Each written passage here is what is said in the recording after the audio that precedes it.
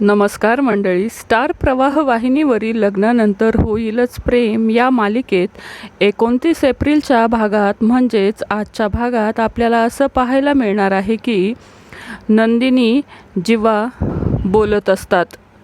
जीवा नंदिनीच्या आनंद आश्रमातील तिच्या कामाबद्दल कौतुक करत असतो. इथून पुढे तुला केव्हाही पैसे लागले तरी तू बिनधास्त माझ्याकडे मागत जा, असं जीवा नंदिनीला म्हणतो. यावर नंदिनी म्हणते की तुम्ही मला कुठून पैसे देणार, मी तर तुम्हाला कधीच कामाला जाताना पाहिलं नाही. इतक्यात तिथे काव्या येते. जीवा व नंदिनीचं बोलणं ऐकून काव्याला होऊ लागतं. काव्या हळूच पाहत असते. जीवा कसं नंदिनीसोबत प्रेमाने बोलतो. जीवा नंदिनीला म्हणतो की मी सध्या कामावर जात नसलो तरी तू माझ्याकडेच पैसे मागत जा, तुला हवं ते मी देईन.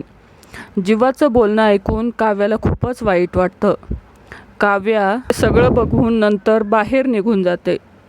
यानंतर जीवा आणि नंदिनीचं बोलणं ऐकून काव्या विचार करू लागते की लवकरात लवकर डिवोर्स घेऊन जीवासोबत लग्न करायचं. त्यानंतर काव्या वकिलांकडे जाते.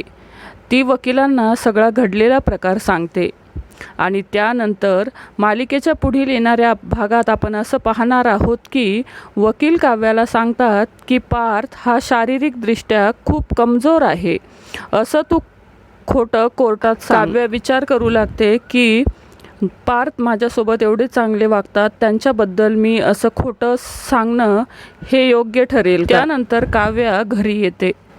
जीवा नंदिनीला चेक लिहून देतो व तेवढ्यात काव्या तिथे येते आणि म्हणते की तू ताईचा नवरा शोभतोस.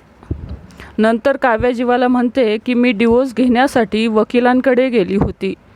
काव्याचं बोलणं ऐकून जीवाला शॉकच बसतो. काव्याने डिवोर्स घ्यायचं ठरवलं आहे. आता हे जेव्हा पार्थला कळेल तेव्हा काय होईल हे पाहणं देखील महत्त्वाचं ठरणार आहे. तर मंडळी, काव्या खरंच पार्थसोबत डिवोर्स घेईल का हे पाहणं देखील महत्त्वाचं असणार आहे. तर हा प्रोमो तुम्हाला कसा वाटला ते नक्की कमेंटमध्ये सांगा. मालिका विश्वातील अशाच नवनवीन अपडेट जाणून घेण्यासाठी आपल्या चॅनलला नक्की सबस्क्राईब करा. धन्यवाद.